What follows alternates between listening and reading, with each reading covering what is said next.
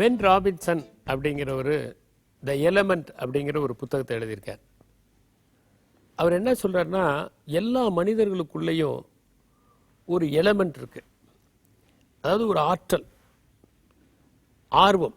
அந்த ஆர்வம் என்ன அப்படிங்கிறத அவங்களே கண்டுபிடிக்காம விடுறதுனாலையோ அல்லது அவங்களுக்கான ஆர்வத்தை அவங்க கண்டுபிடிச்சாலும் அவங்கள சுற்றி இருக்கிறவங்க என்கரேஜ் பண்ணாதனாலையும் தான் அவங்க ஷைன் பண்ண முடியாமல் போயிடுது. இந்த உலகத்தில் யாருமே தேவையற்றவர்களாக படைக்கப்படுறதில்லை. ஆனால் அவங்க ஏதோ ஒரு இடத்துல தேவையில்லாத இடத்துல போய் சிக்கிக்கிறாங்க.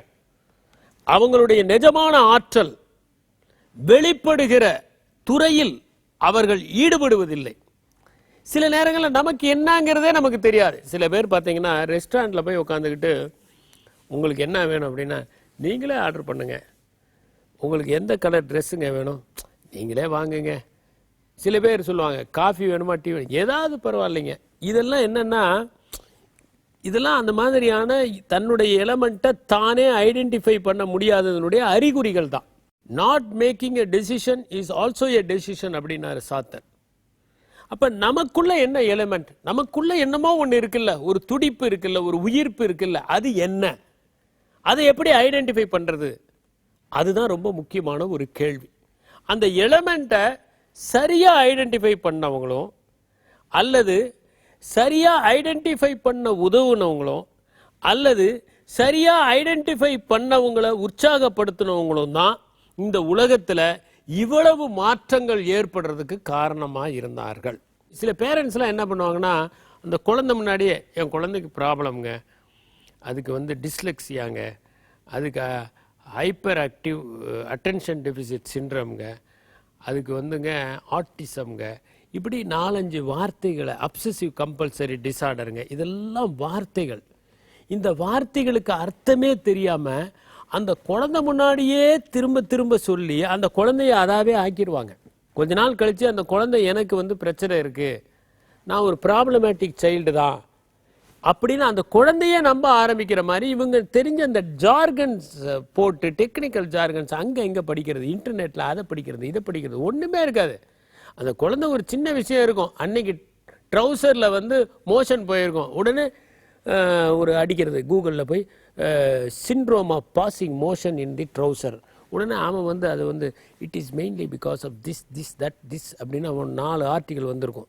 அதை படித்த உடனே அது ஜீன் கோளாரா, அந்த கோளாரா, இந்த கோளாரா, அந்த பிரச்சனையா, இது ஏதாவது ஒரு பிரச்சனையா அப்படின்னு உடனடியாக பதறி போய் அப்பாயின்மெண்ட் வாங்கி போய் அந்த பையனை அதுக்கப்புறம் அவன் மோஷன் போகிறதுக்கே பயந்துக்கிட்டு கான்ஸ்டிபேஷனில் சஃபர் ஆகிற மாதிரி கொண்டு வந்து விட்டுருவாங்க. ஒரு சின்ன எக்ஸாம்பிள் சொல்கிறாரு. ஒரு பையன் ஒரு பொண்ணு, அது என்னன்னாக்க எப்போ பார்த்தாலுமே அது ஒரு ப்ராப்ளமேட்டிக் சைல்டு. இந்த குழந்தை சரியாக படிக்கிறது இல்லை, வீட்டு பாடம் எழுத மாட்டேங்குது, கிளாஸில் கவனிக்கிறது இல்லை, மற்ற பசங்களை டிஸ்டர்ப் பண்ணுது.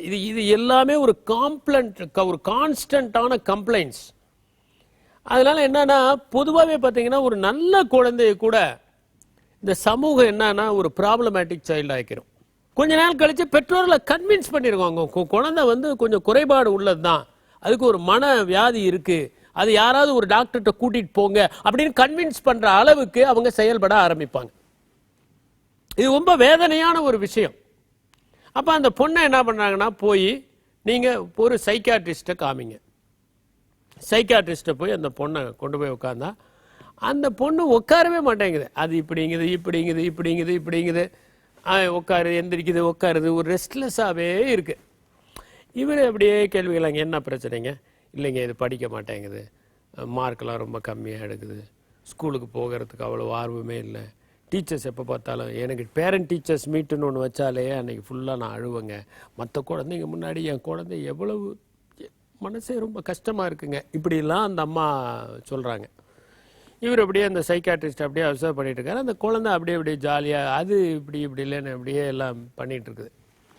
அப்போ அந்த குழந்தைய பார்த்து சொல்கிறார், ஏம்மா நீ கொஞ்சம் வெளியேறுமா, நான் உங்கள் அம்மாவோட கொஞ்சம் டிஸ்கஸ் பண்ணுறேன் அப்படின்னு சொல்லிட்டு அந்த குழந்தை அப்படி வெளியே அப்படி ஸ்டெப் பண்ணும்போது ஒரு பக்கத்தில் இருந்த ஒரு மியூசிக் பிளேயரில் ஒரு மியூசிக் போட்டால் அது ஒரு அழகான ஒரு சாங்.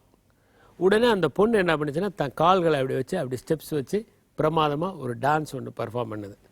அது ஆட்டோமேட்டிக்காக யாரும் சொல்லலை டான்ஸ் ஆடு பாரு எல்லாம் சொல்ல, அந்த மியூசிக்கை கேட்ட உடனே அதை ரொம்ப அழகாக அப்படியே ஸ்டெப்ஸ் போட்டு அப்படியே பிரமாதமாக அந்த டான்ஸ் பண்ணுறதை பார்த்த உடனே அந்த மியூசிக்கை நிறுத்திட்டு அந்த அம்மாவை பார்த்து சொன்னார், இதை பாருமா, உன் குழந்தை ஒரு பார்ன் டான்ஸர், அதனுடைய எலிமெண்ட்டு டான்ஸ் தான்.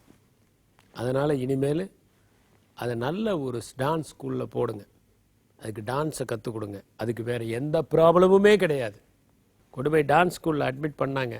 She became one of the greatest dancers in the royal school of ballet of London. அந்த பொண்ணு பேர் வந்து கில்லியன் லின் அப்படிங்கிறது தான் அந்த பொண்ணு பேர். இந்த கில்லியனை வந்து அவ்வளோ ஒரு டான்ஸராக வரக்கூடிய ஒரு பர்சனை ஒரு சாதாரணமான ஒரு பர்சனாக ஏதோ ஒரு கணக்கு போட்டு ஒரு சயின்ஸ் போட்டு அதுக்கு பிடிக்காத ஒரு விஷயத்தை செய்கிற பர்சனாக மாற்றுறதுக்கு அந்த சொசைட்டி அதை சார்ந்தவங்க ஏற்படுத்துகிற அந்த ஒரு நெருக்கடி இருக்குது பாருங்கள். இது வந்து அந்த பர்சனுடைய எலிமெண்ட்டை ஐடென்டிஃபை பண்ண முடியாமல் செஞ்சிருது. அதனால் நம்ம என்ன பண்ணணும்னா, we should create conditions. ஒரு குழந்தைக்கு உன்னுடைய எலிமெண்ட் எது ஐடென்டிஃபை பண்ணு, உன்னுடைய எலிமெண்ட் எதுன்னு நான் ஐடென்டிஃபை பண்ண உதவுறவா, ஜாயின்ட்லி லெட் அஸ் எக்ஸ்ப்ளோர். அப்படி பண்ணுனா இந்த உலகத்தில் எந்த மனித பிறவியும் மலிந்தது அல்ல, மகத்தானதுதான் என்பதை உணர வேண்டும். நன்றி, வணக்கம்.